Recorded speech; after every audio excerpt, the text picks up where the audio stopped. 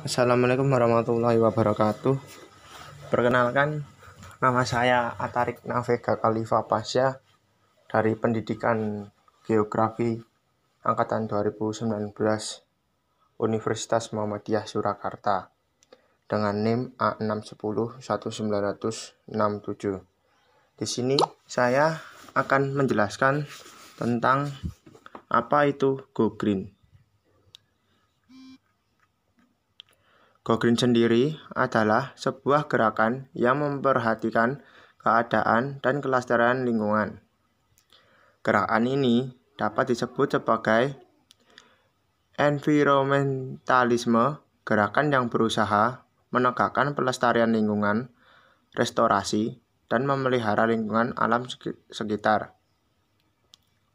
Go Green sendiri itu berasal dari bahasa Inggris, yang artinya menuju kehijauan, dan Go Green seringkali digunakan sebagai kampanye masyarakat. Baru-baru ini, Go Green sering juga menjadi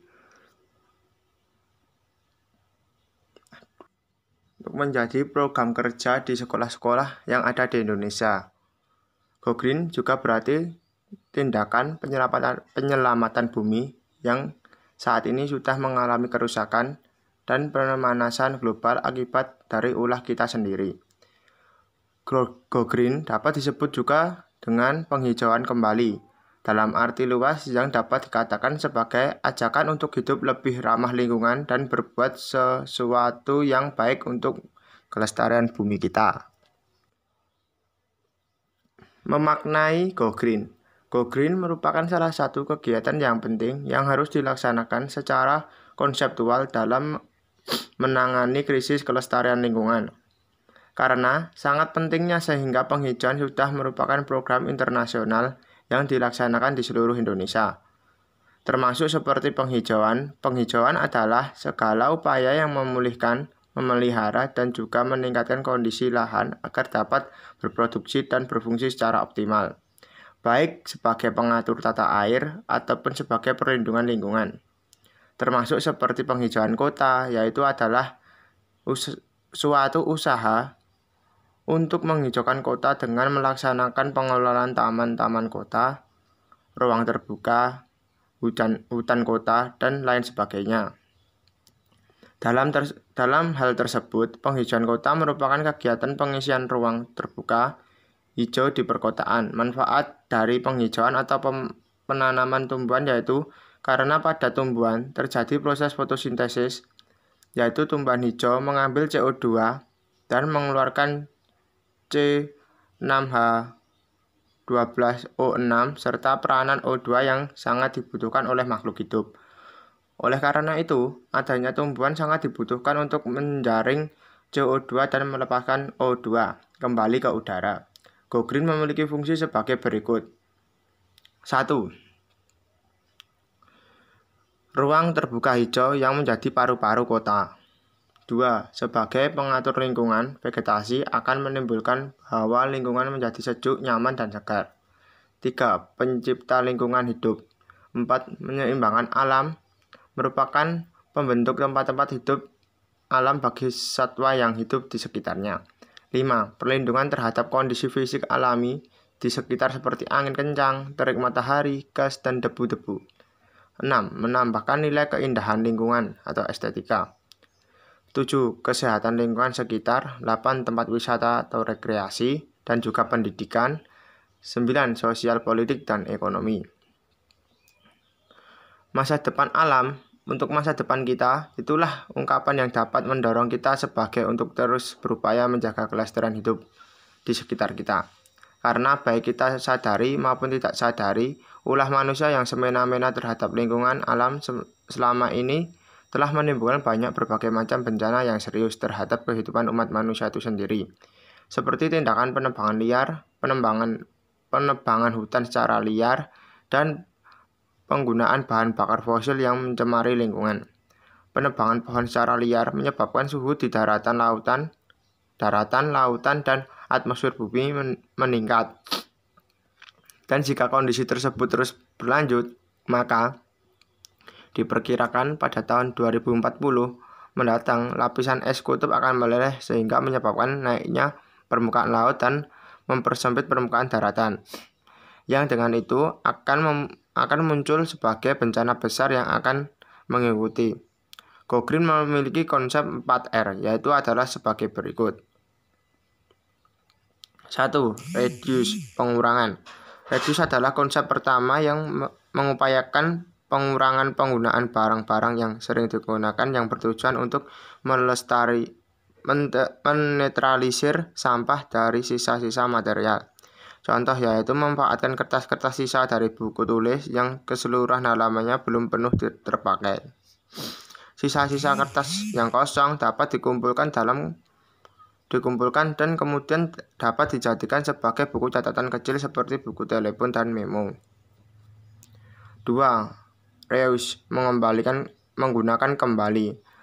Reuse adalah konsep kedua, merupakan upaya untuk menggunakan barang-barang yang fungsinya bisa sekali dipakai. Contohnya adalah menyimpan plastik bekas belanja lalu menggunakannya kembali ketika rutinitas belanja selanjutnya, sehingga tidak perlu memakai banyak plastik baru untuk memuat barang-barang selanjutnya karena plastik yang lama masih berguna. 3.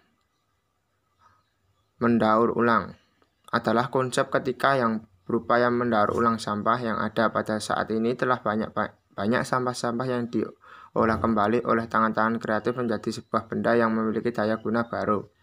Misalnya botol minuman, kaleng, dan kertas yang diolah menjadi pernak-pernik. Bahan penelitian menyatakan bahwa daun dapat didaur ulang sebanyak 7 kali.